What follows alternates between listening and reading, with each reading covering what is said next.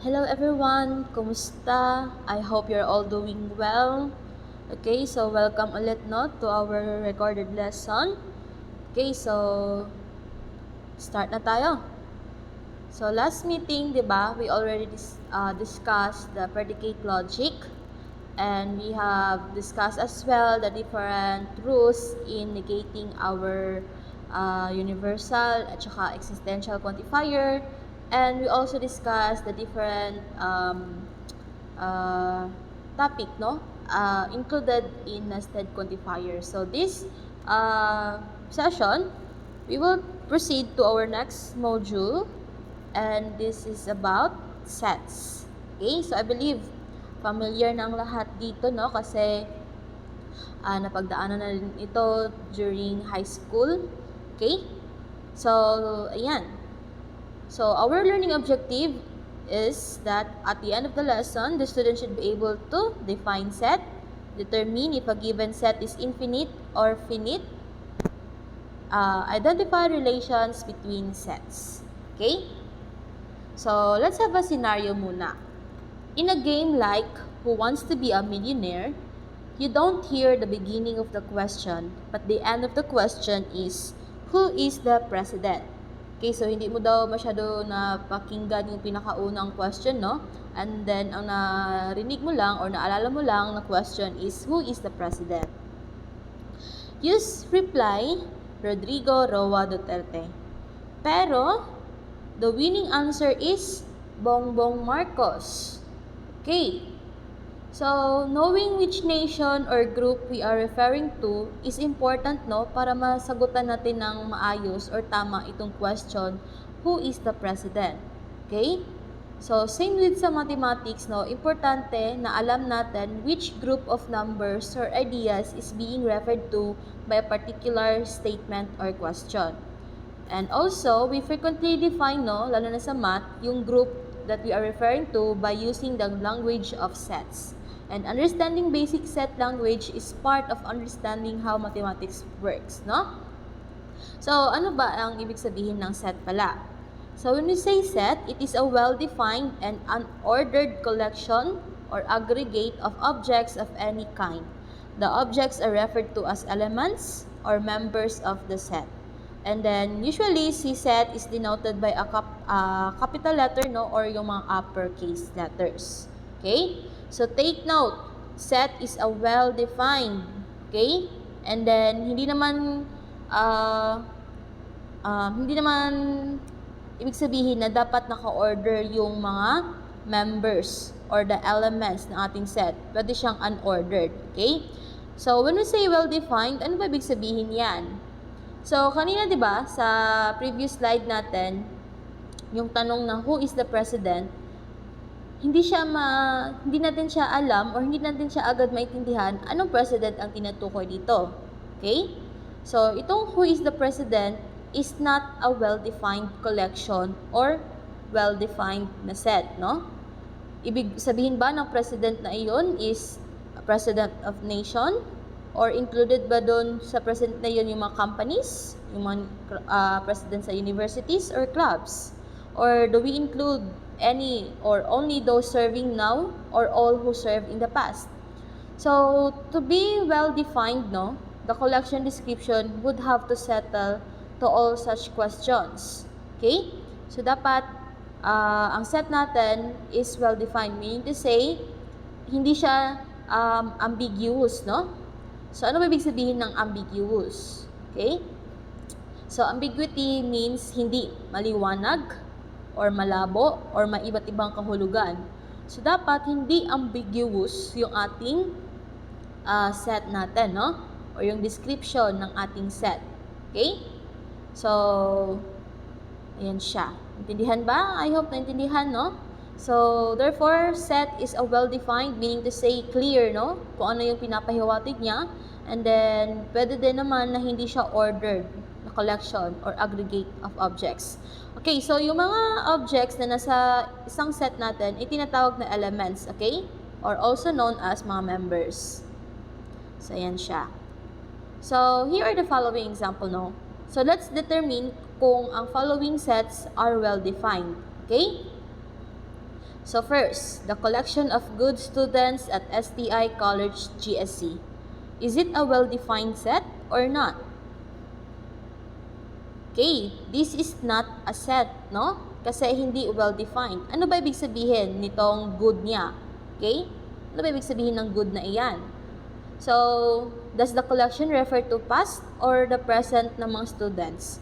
And then, anong quality na good ang ibig sabihin niya? Okay? So, masyadong ambiguous yung term na iyan. Okay? So, kaya this one, or itong number 1 na ito, is not a set kasi hindi siya well-defined. Okay? Number 2, the collection of the currently enrolled student at STI College GSC with a grade point average above 3.0. Is it a set or hindi? Okay, very good. This is a set and then well-defined set siya kasi specific, no, yung binigay niya ng description. So, currently enrolled na mga students daw sa STI, tapos meron siyang criteria din na yung grade nila is above average na 3.0. So, well-defined ito siya. And then, this is a set. Next one, the collection of young people that are residents of General Santos. Is it a set or not a set? Okay, hindi siya set kasi ambiguous itong term na young people. Ano ba ibig sabihin ng young people na yan? Or what does it mean to be young pala? So, kasi diba minsan to someone that is 80 years old or a person that is 40 is young, no? But a 20 years old person may not consider 40 to be young. Or the word yung young na ito is an ambiguous term. So, marami siyang definition. Merong young at heart.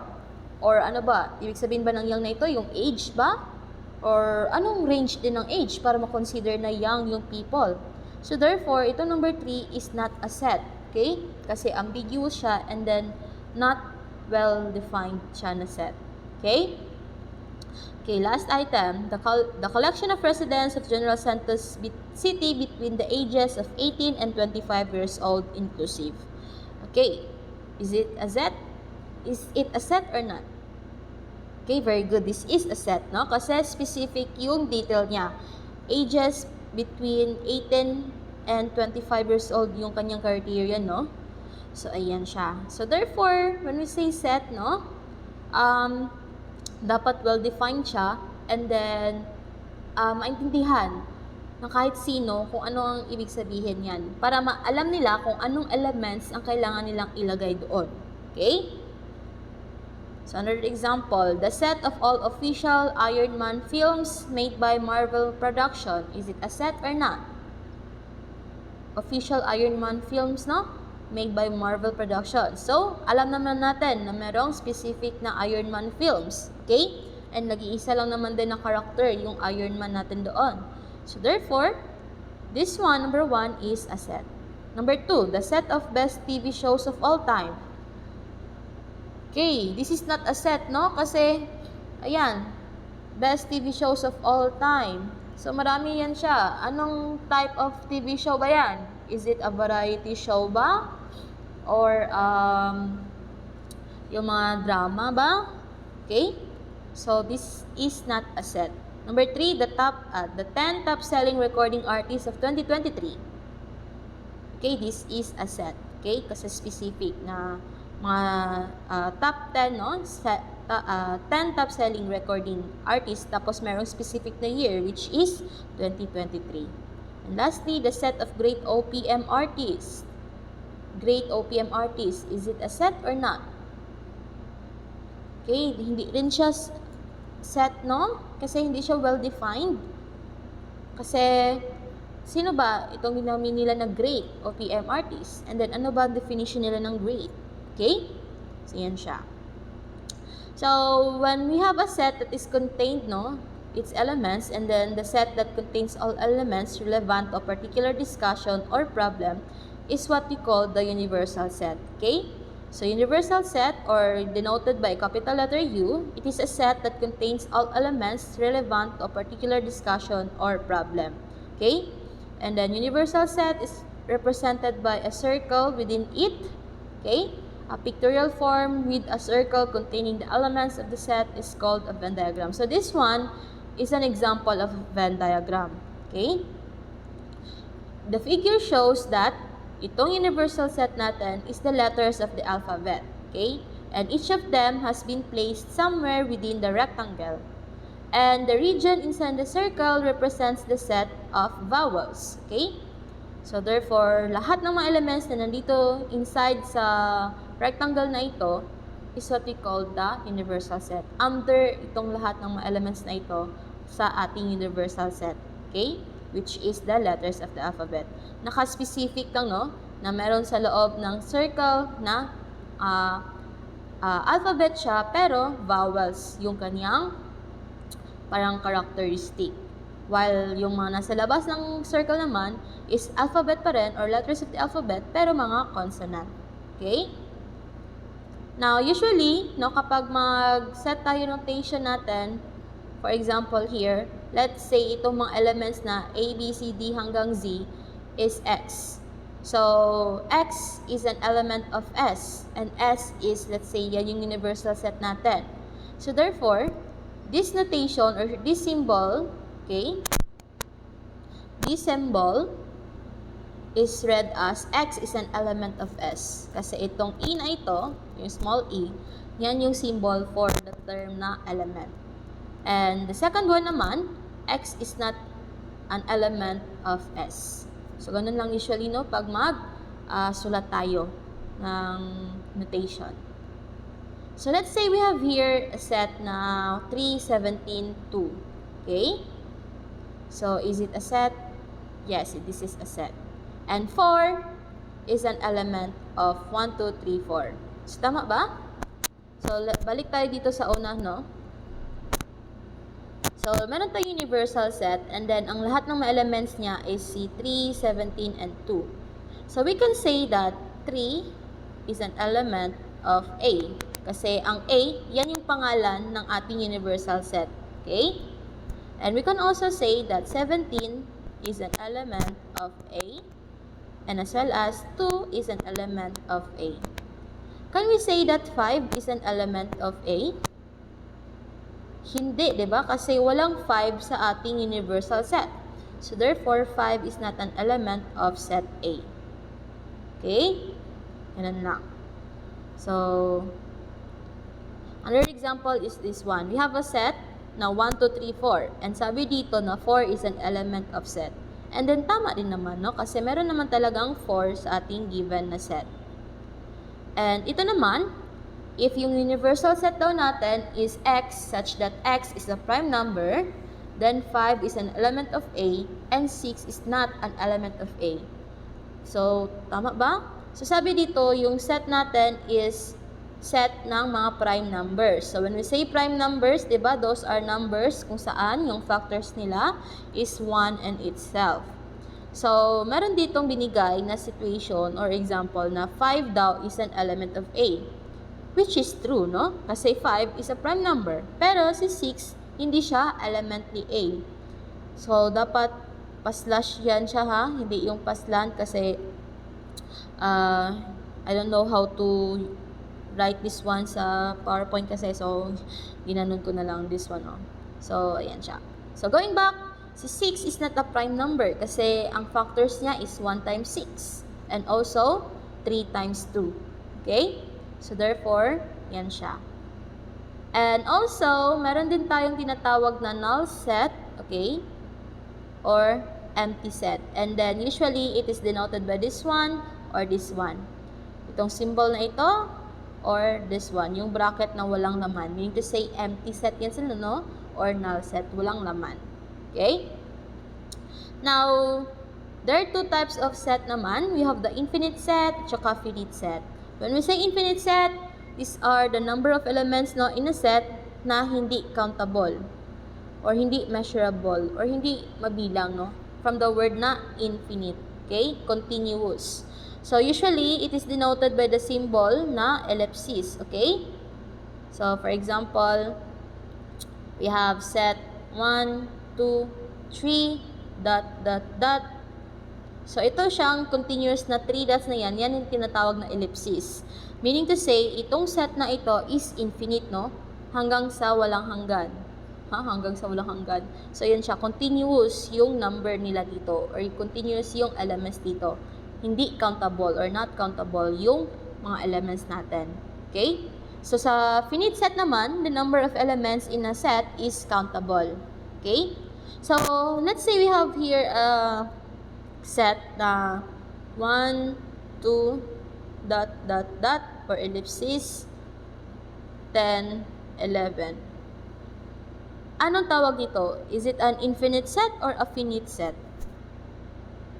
Ma'am, meron mang ellipsis dyan. So, infinite set siya. Hindi. Hindi ibig sabihin na kapag merong ellipsis dyan, infinite set agad, no? Maliban na lang kung itong infinite set natin, okay, or itong ellipsis, is nasulat siya sa unahan at saka sa pinakahulahe. Or same like this one. So, ito siya. This is a finite set. Kasi, ibig sabihin lang nito is marami pang elements dyan, no?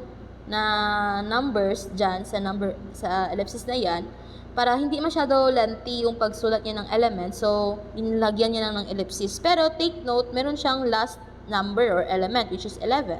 So, finite itong set na ito. So, countable siya. Okay? So, I hope naintindihan, no? Okay, so let's proceed. Yan.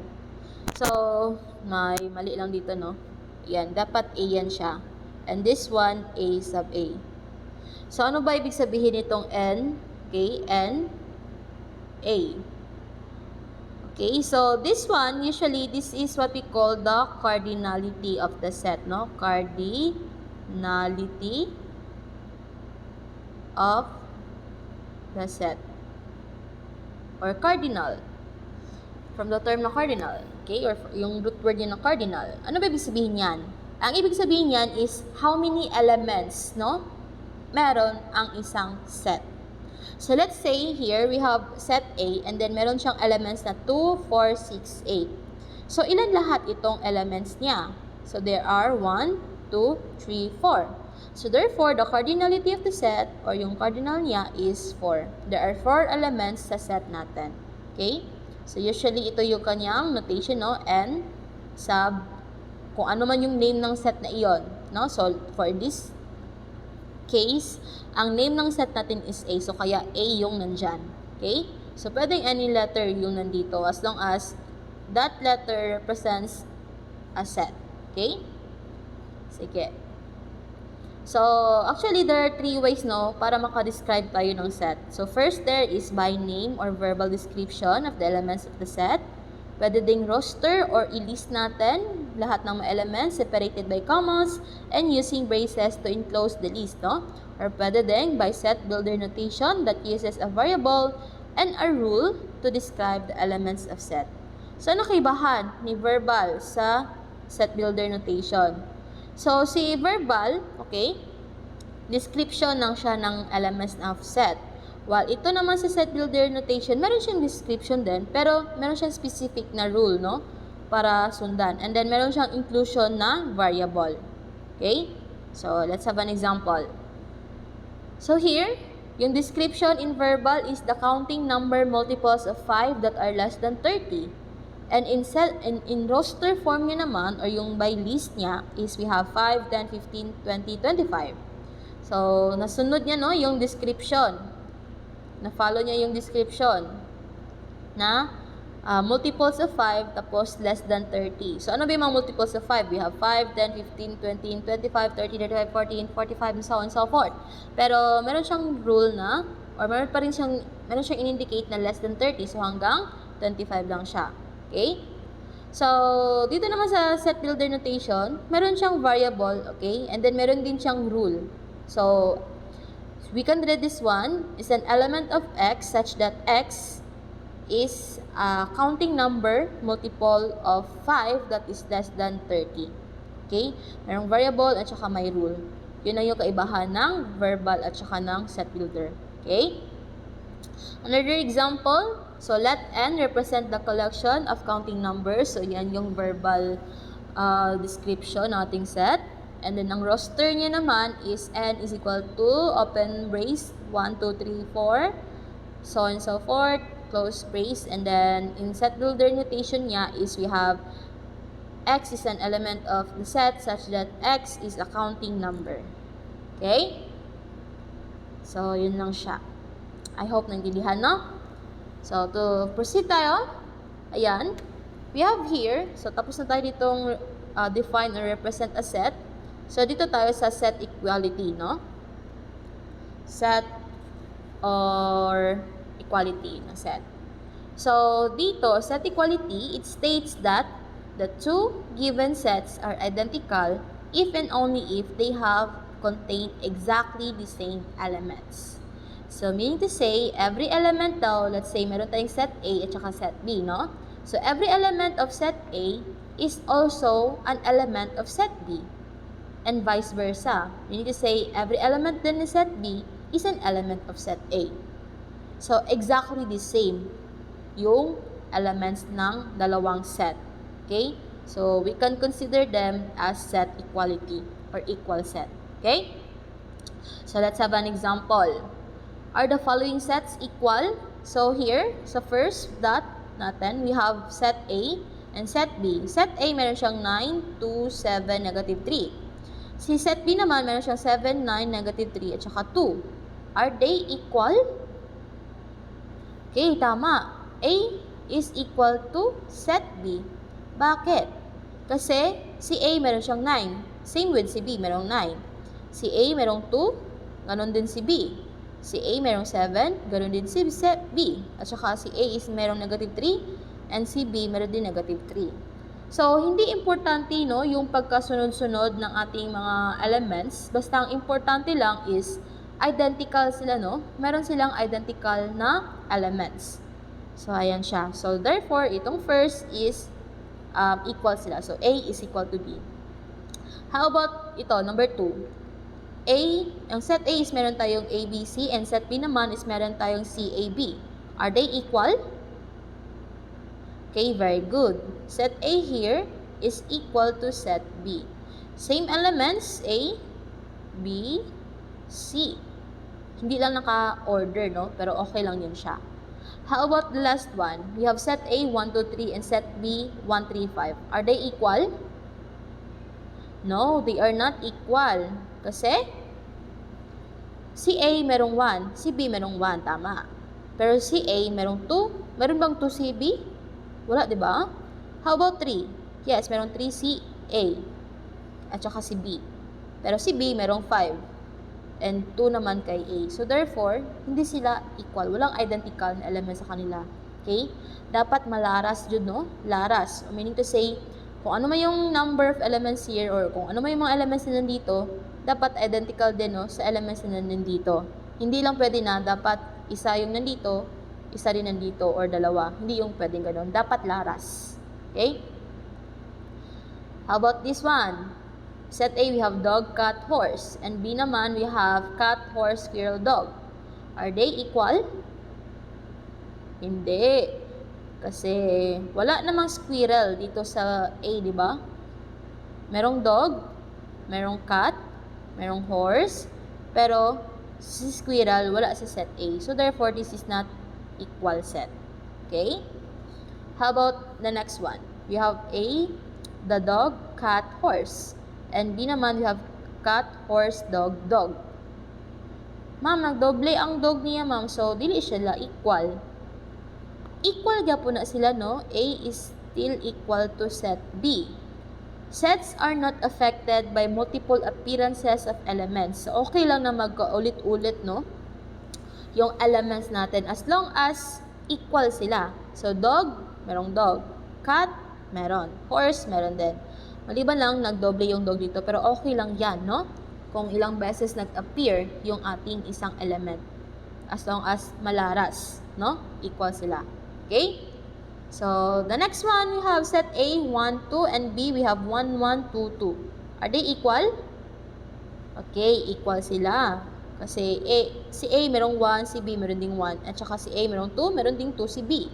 Though nagka-repeat lang, no, multiple times yung 1 and 2 kay B. So, therefore, this is equal. A is equal to B. Intindihan ba? I hope naintindihan, no? So, how about this one? Are the following sets equal? So, 3 daw is equal ba siya sa ating set builder notation na x such that x is a counting number between 2 and 5? Are they equal? Okay. So, we can consider this as equal, no? Kasi dito, so, ilist natin muna yung mga elements na nandito sa ating set builder notation. Counting number daw between 2 and 5. Ano ba yung mga counting numbers between 2 and 5? We have 2, 3, 4, and 5. Okay? So, hindi pala sila equal. Kasi isa lang pala ito siya. 3 lang pala siya. Okay? And then, isa lang yung nagkaparehas nila. Dapat, laras, diba? Inunan ko kanina. So, therefore, this one, A is not equal to B. Okay? Kasi isa lang yung common element nila. How about this one? The next one, we have 11, 12, 13. X is such that X is a natural number greater than 10. Greater than 10. Ano yung mga greater than 10? We have 11, 12, 13, 14, 15, so on and so forth, no? So, therefore, this is equal, no? They are equal. And sets are not affected by the statements describing them. Okay? So, I hope you understand that. And next, proceed to subset. So, recall lang tayo, no, that a set is a collection of objects or elements, diba? And if we take pieces of that set, we can form what is called a subset. So, therefore, subset is a set contained in a larger set in an equal set. Huh? Ano daw?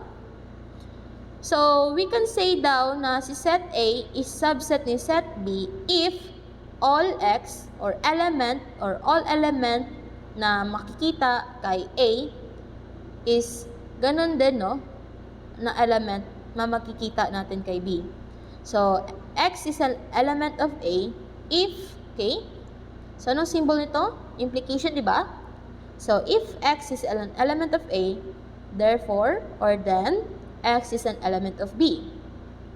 And dapat, equal set daw yung ating dalawang given set.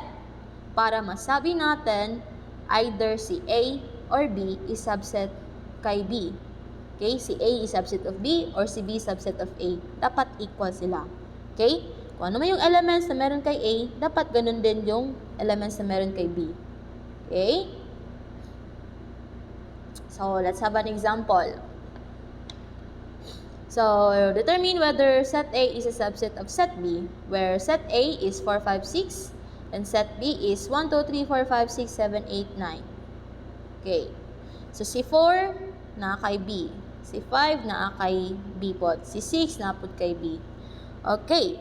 So, therefore, mas daghan man dibag elements si B, and mas gamay ang elements ni A. So, therefore, si set A is subset lang ni B. Under lang siya kay B.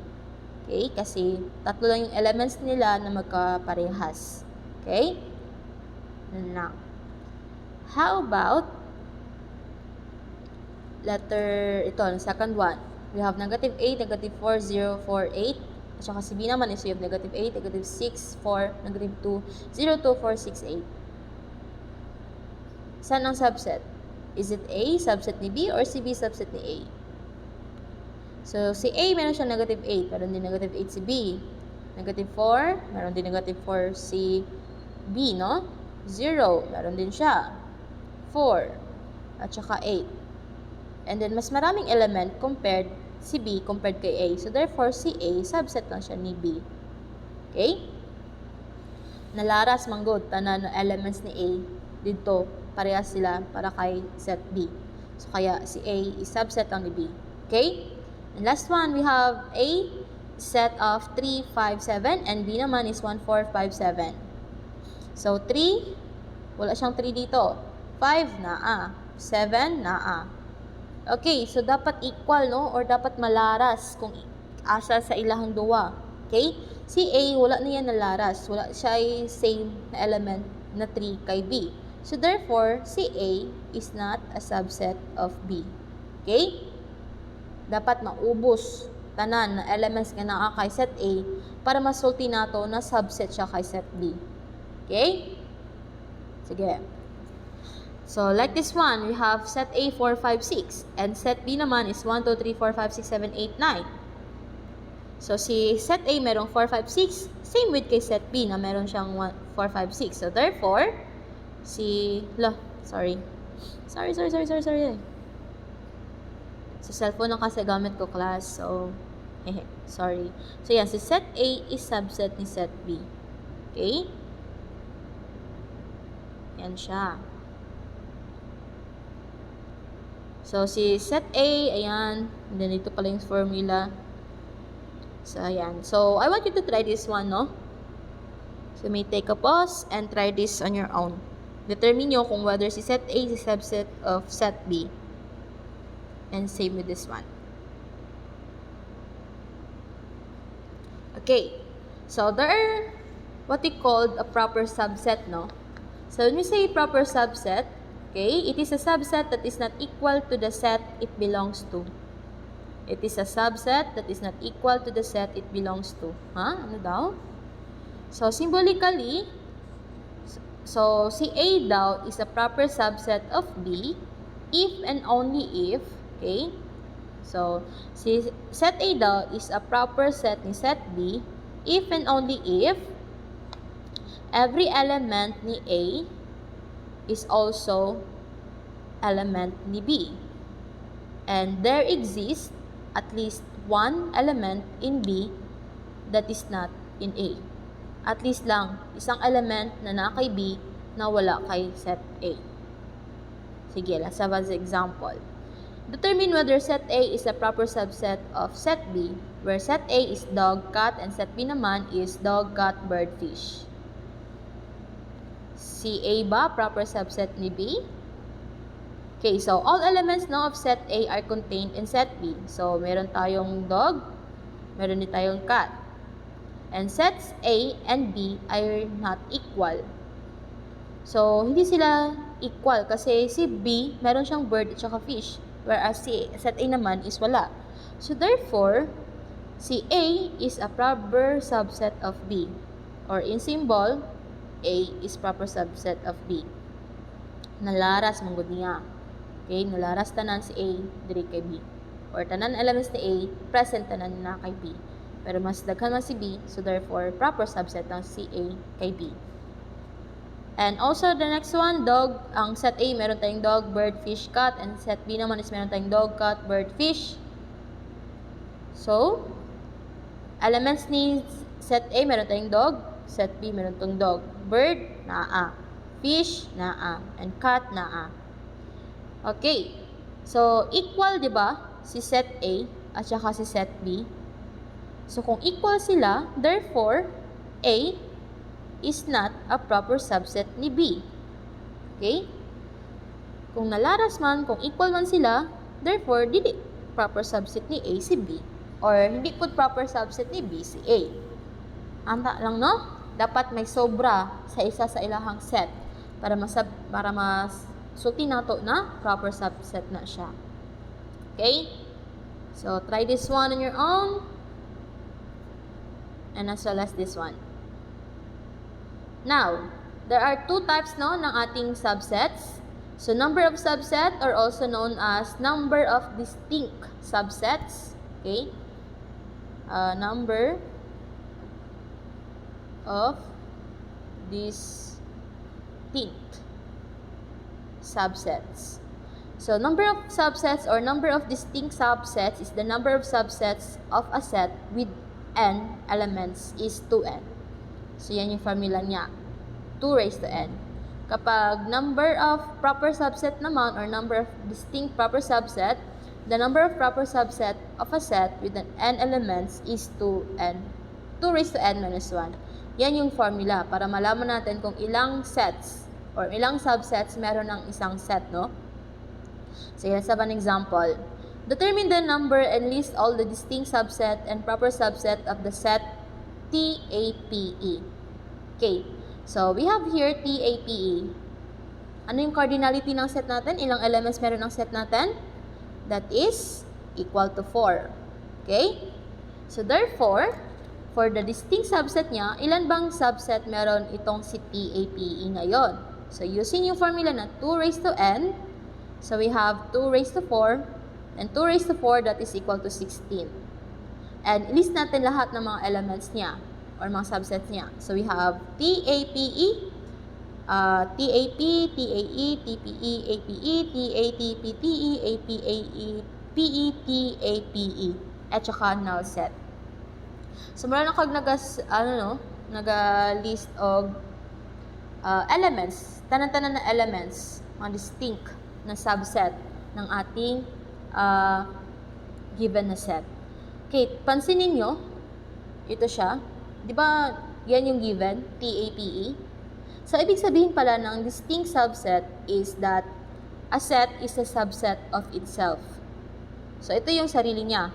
Subset niya rin yung sarili niya. That's for distinct subset. Now, ang kaibahan niya for the distinct proper subset is that, diba, ito yung formula to solve for the distinct proper subset. We have 2 raised to n minus 1. So, since ang cardinality natin or yung number of elements sa ating set is 4, so therefore, 2 raised to 4 minus 1, and 2 raised to 4, that is 16, and 16 minus 1, that is equal to 15. So, therefore, there are 15 sets or subset daw, no, yung ating given set. And ano na yung mga subsets na iyon? So, you have TAP, TAE, TPE, APE, TA, TP, TE, APAE, PET, APE, at saka null set. So, nawala, di ba? Yung TAPE compared dun sa previous na distinct subset na meron pa rin TAPE. So, yun lang yung kaibahan, no? Basta distinct proper subset, hindi ibig sabihin dito na a subset daw is a subset of itself, no? And take note then that the null set or empty set is a subset of every set. Nandyan palagi yung sin na empty set. Okay? Di yan siya mawawala. So, that's it. I want you to try this one on your own. And please stay updated lang din sa teams natin for further announcements. So, I hope you learned something today. If you have a question or concern, you may contact me or message me, no? And that's it. Have a great day ahead, everyone, and stay safe. God bless.